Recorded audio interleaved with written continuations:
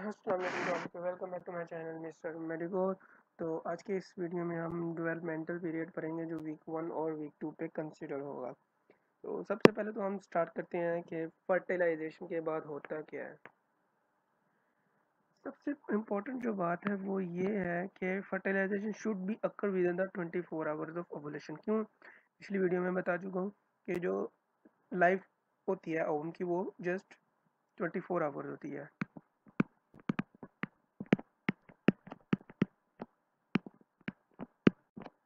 ठीक है, अब होता क्या है डे 1 में अपने मैं सिर्फ पॉइंट्स में बताऊंगा और बाद में हो सकेगा तो मैं डायग्राम से आपको समझाऊंगा। अब डे 1 पे आपने मैं इजी कंसेप्ट के साथ आपको समझाऊंगा, आपने याद रखना है। Day 1 means one cell structure, ठीक है। उसके बाद day 2 mean two cell structure, ठीक है। उसके बाद डे 3 पे मोरूला बन जाता है।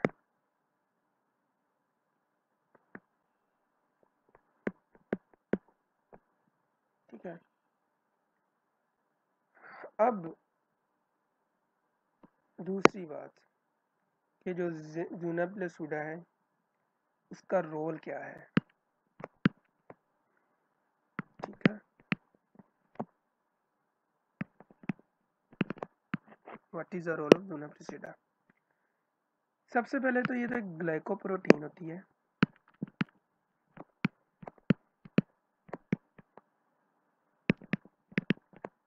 ठीक है। दूसरे पे अट्रैक्ट करती है स्पर्म को। पिछली वीडियो में मैंने जैसा कि जब फर्टिलाइजेशन पर आ रहा था तो मैंने कहा था कि कीमो अट्रैक्टन ये हार्मोन्स या केमिकल रिलीज करता है जूना प्लूसिडा, जिसकी वजह से जो इज्मस के पास जाकर जो है जो स्पर्म है वो रुक जाता है। उसके बाद जो उसकी मोटिलिटी को इंक्रीज करता है वो अट्रैक्ट करता है स्पर्म को। वो कौन करता है? कीमो अट्रैक्टेंट्स होते हैं कुछ जो कि जूना प्लूसिडा रिलीज करता है, जिसकी वजह से स्पर्म की मोटिलिटी ज़्यादा हो जाती है।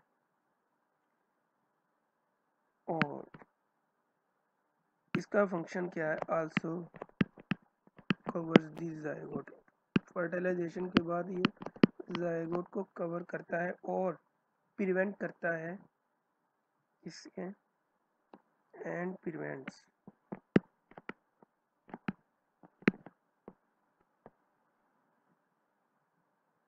क्या क्या? पॉलीस्पर्म। पिछली वीडियो में मैं बताया कि जब एक मरतबा एक स्पर्म है वो जूना प्लूसिडा को क्रॉस कर लेता है तो इंजाइम रिलीज करता है अंदर से ओवम, जिसकी वजह से जो जूना प्लूसिडा है वो इम्परमेबल तो वो रिमेनिंग स्पर्म हो जाती है। तो इसका जो फंक्शन है एक वो है कि पॉलीस्पर्मी। इसका जो सेकंड फंक्शन है वो है इम्प्लांटेशन, प्रिवेंट करता है इम्प्लांटेशन की। हम सबको पता है कि जो एम्ब्रियो की जो जाइगोट की जो इम्प्लांटेशन होती है वो यूट्रस में होती है। और आप सबको एक वर्ड का भी पता होगा, एक्टोपिक प्रेगनेंसी। तो एक्टोपिक प्रेगनेंसी जो होती है वो यूट्राइन ट्यूब में होती है। तो अगर यूट्राइन ट्यूब में होगी तो इसका मतलब ये होगा कि उसके जो जूना प्लूसिडा है वो ऑलरेडी डिजेनरेट हो गया, जिसकी वजह से एक्टोपिक प्रेगनेंसी वहाँ पे हो चुकी है। तो इसका सबसे बड़ा फंक्शन ये है कि ये प्रिवेंट करता है इम्प्लांटेशन को। कहाँ पे? यूट्राइन कैविटी में। जब ये यूट्रस में जाता है उसके बाद ये क्या कहते हैं वहाँ पर इम्प्लांटेशन होती है इसकी। अब पोस्ट फर्टिलाइजेशन के बाद क्या होता है?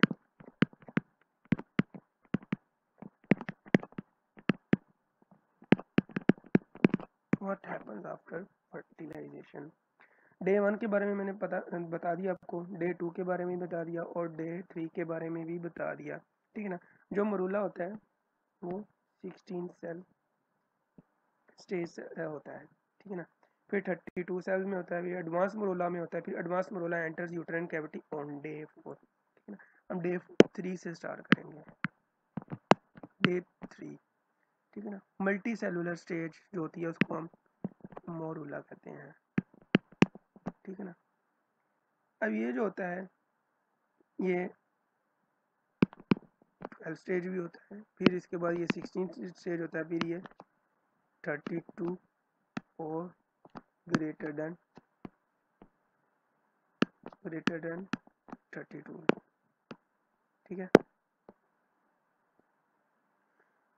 अब जो मरूला है वो यूट्राइन कैविटी में एंटर होता है डे 4 में, ठीक है ना।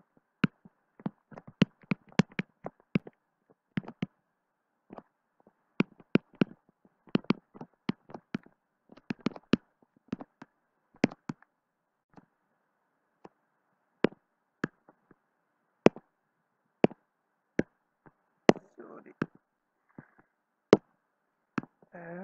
डे 4, ठीक है। डे 4 क्या है? डे 4 पे एक तो ये हमें पता लगे कि जो मरोला है वो यूट्राइन कैविटी में एंटर होता है डे 4 में, ब्लास्टोसिस्ट बन जाता है।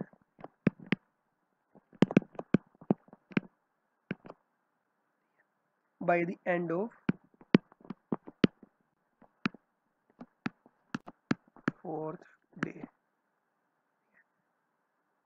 अभी भी ज़ोना प्लूसिडा कवर कर रही है ज़ायगोट को, ठीक है ना। अब डे 5 पे आ जाओ। जो ब्लास्टोसिस्ट है वो हैच कर जाता है ज़ोना प्लूसिडा से।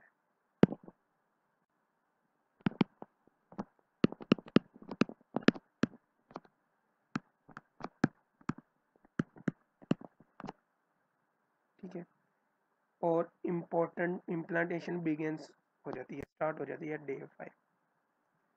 डे 6 पे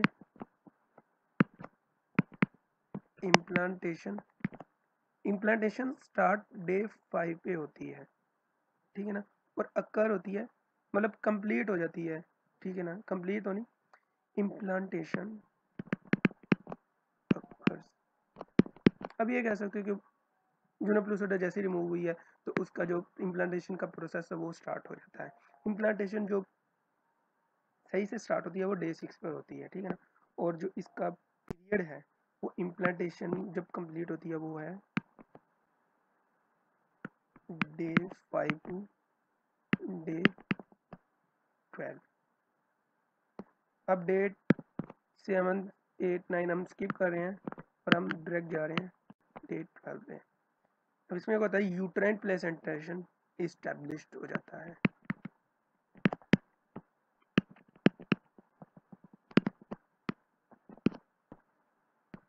I don't know what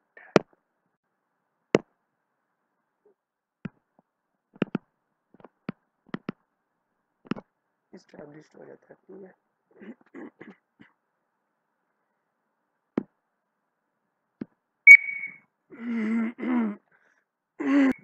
अब जो ब्लास्टोसिस्ट है जो कि एडवांस मोरोला से चेंज हुआ है ब्लास्टोसिस्ट में, तो वो है उसका स्ट्रक्चर क्या है blastocyst.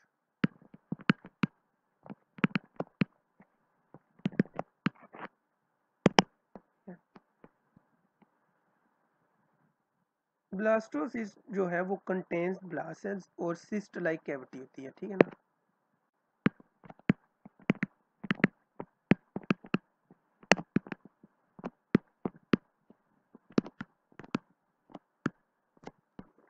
What happened to this tab cavity, ठीक है।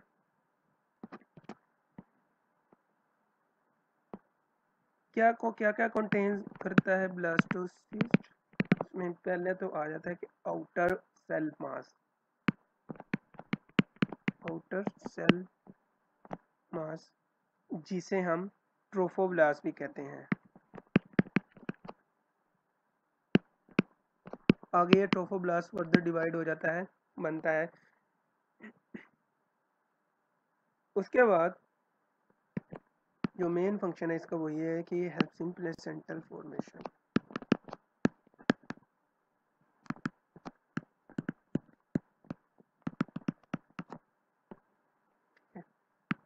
उसके बाद आ जाओ इनर सेल मास, जिसको हम एम्ब्रियोब्लास्ट कहते हैं। ये फर्दर डिवाइड हो जाता है उसके बाद जो ट्रोफोब्लास्ट है, जो ट्रोफोब्लास्ट है वो डिवाइड होता है दो चीज़ों में। जो सबसे पहली है वो है साइटोट्रोफोब्लास्ट। हम डायग्राम से इसको जरूर समझेंगे कि क्या इनका स्ट्रक्चर क्या होता है। और उसके बाद जो सिंसाइटियो ट्रोफोब्लास्ट, जो सिंसाइटियो ट्रोफोब्लास्ट है इनका फंक्शन होता है प्लेसेंटा फॉर्मेशन में। ठीक है, अब जो एम्ब्रियोब्लास्ट है ये भी मैंने कहा था कि ये डिवाइड हो जाता है किस किस में। ये बनाता है हाइपोब्लास्ट, ठीक है ना, डोर्सल और एपीब्लास्ट,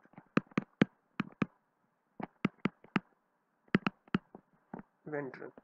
अब हम इस सारे सिनेरियो को एक डायग्राम से समझेंगे। हम एक डायग्राम बनाते हैं फॉर एग्जांपल।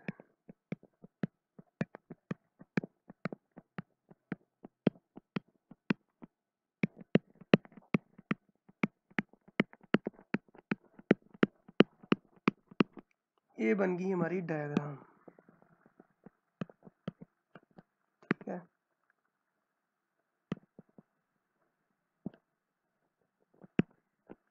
जो इनर सेल मास है आप देख रहे होगे, ये जो ग्रीन में आपको नजर आ रहा है ये एम्ब्रियोब्लास्ट है। ठीक है ना, तो ये सेकंड मिनट के दौरान बिल्कुल पेरिफेरल, जो सेल की जो पेरिफेरल साइट होती है, मतलब जिसको हम बाउंड्री कहते हैं, उसके साथ जाके लग जाता है। और ये जो आप रेड में देख रहे हो ये ट्रोफोब्लास्ट है। ठीक है, और ये जो आप एक स्पेस देख रहे हो ये ब्लास्टोसिस्ट कैविटी हम इसको कहेंगे। अभी हम इसको ना तो एमनियोटिक कैविटी कहेंगे ना तो हम इसको यॉर्क सैक कहेंगे। ठीक है, ये ब्लास्टोसिस्ट कैविटी है। अब होता क्या है, ये जो एम्ब्रियोब्लास्ट है हमें पता है कि एम्ब्रियोब्लास्ट कन्वर्ट होता है हाइपोब्लास्ट में और एपीब्लास्ट में, और ट्रोफोब्लास्ट जो कन्वर्ट होता है वो आगे कन्वर्ट होता है साइटोट्रोफोब्लास्ट में और सिंसेशियोट्रोफोब्लास्ट में। अब यही डायग्राम हम इसको थोड़ा सा एडवांस करेंगे। फॉर एग्जाम्पल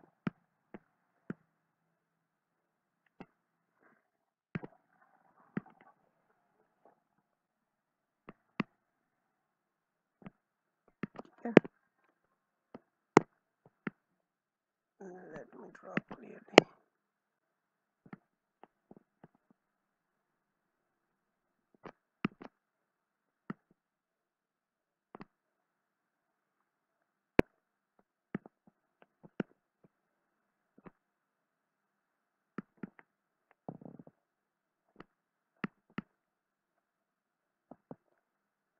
आपको जो ये रेड और ग्रीन में नजर आ रही है ये बेसिकली रेड में जो है ये एपीब्लास्ट है। ठीक है, जो ग्रीन में है वो है हाइपोब्लास्ट। अब यहाँ पर आपको दो कैविटीज नजर आ रही हैं। जो अबव द एपीब्लास्ट है, जो ये कैविटी आपको नजर आ रही है इसको हम एमनियोटिक कैविटी कहते हैं। ठीक है, और जो ये है, ये जो कैविटी नजर आ रही है ये यॉर्क सैक है। ठीक है, अब हम इसको थोड़ा सा और एडवांस करेंगे। ठीक है, एडवांस हम इसलिए कर रहे हैं क्योंकि अभी हमने ट्रोफोब्लास्ट की जो डिवीजन है साइटोट्रोफोब्लास्ट और सिंसेशियोट्रोफोब्लास्ट उसको हमने अभी देखना है। For example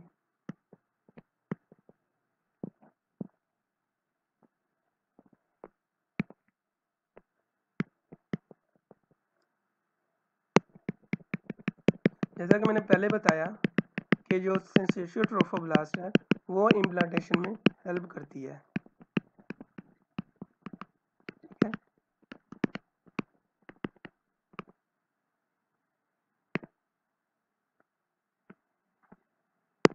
draw with another color.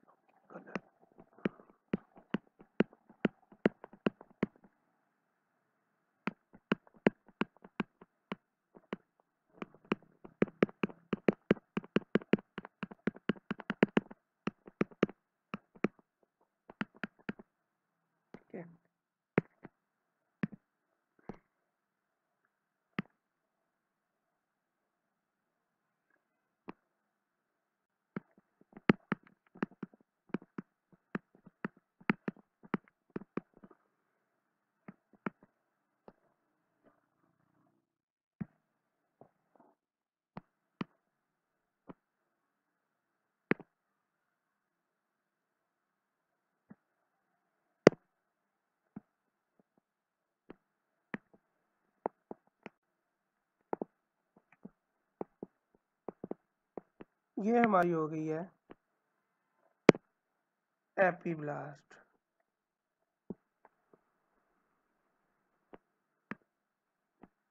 ठीक है, अब हम इसको हाईलाइट करेंगे। ये जो है ये है सिंसिटियो ट्रोफोब्लास्ट, जो कि आप देख रहे हो इसका स्ट्रक्चर ही ऐसा है कि ये इम्प्लांटेशन के लिए ऐसा स्ट्रक्चर है। और ये जो आप ग्रे में देख रहे हो ये है साइटोट्रोफोब्लास्ट।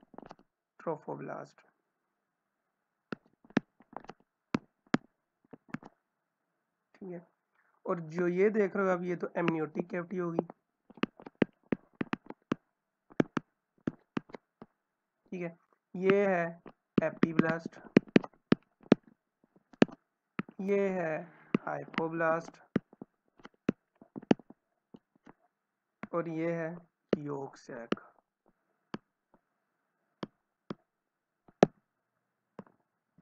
ठीक है, अब इम्पोर्टेंट इंफॉर्मेशन जो कि इस सारे जो लेक्चर जो भी मैंने आपको करवाया है, इस सारी चीज़ का एक खुलासा है, इम्पोर्टेंट इंफॉर्मेशन।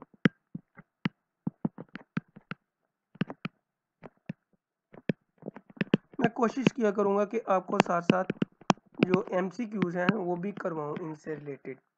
तो इंशाल्लाह कोशिश होगी कि मैं आपको एमसीक्यूज़ भी करवाऊँ। तो आपने इंपॉर्टेंट इंफॉर्मेशन याद रखनी है। उसका निमोनिक एज ए निमोनिक या रिमेम्बरेंस जो है वो है 2 week is known as week of 2। 2 second week is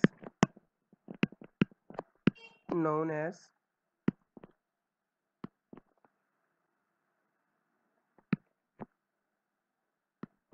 week of 2। ठीक है, अब ये कहना क्या चाह रहा है, अब ये देखो दो सेल्स बनते हैं, 2 सेल्स। ठीक है, ये है सिंशियो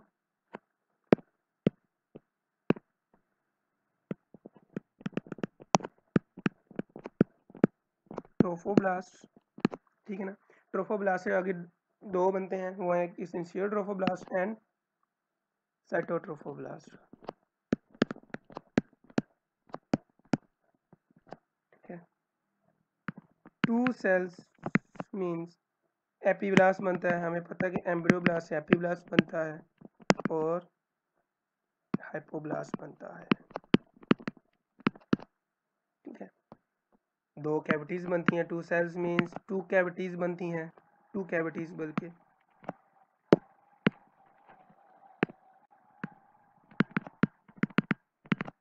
कौन कौन सी, amniotic cavity and yolk sac. अब जो एमनियोटिक कैविटी है वो डोर्सल होती है। ठीक है, और जो यॉर्क सैक होता है वो वेंट्रल कैविटी कहलाता है।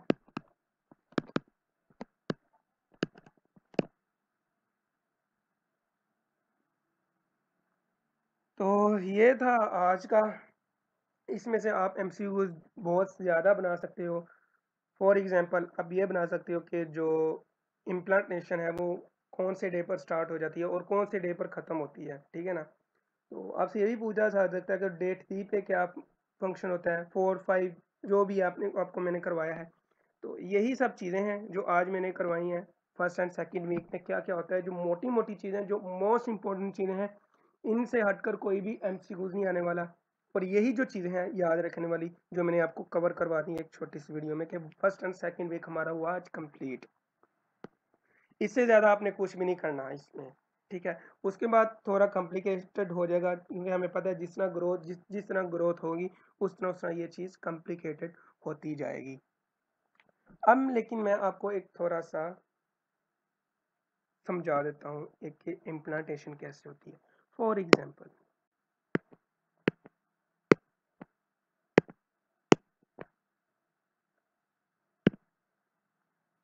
ये हमारा यूट्राइन है।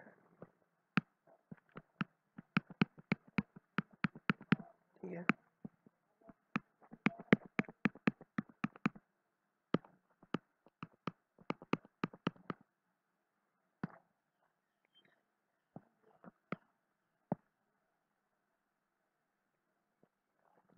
ये यूट्राइन जो भी है यूट्रस है हमारी, और ये एंडोमेट्रियम वाल है।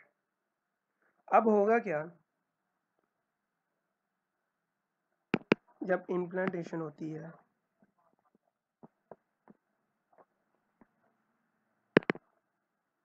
जो सिंसिशियो ट्रोफोब्लास्ट हैं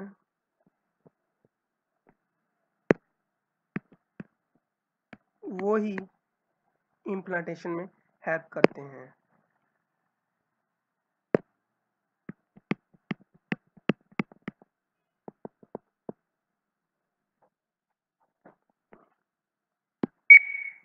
पूरे वाला होना नहीं अम्मी, ट्रोफोब्लास्ट हो गए, ठीक है। और उसके बाद आ जाओ हमारी ये एक लेयर,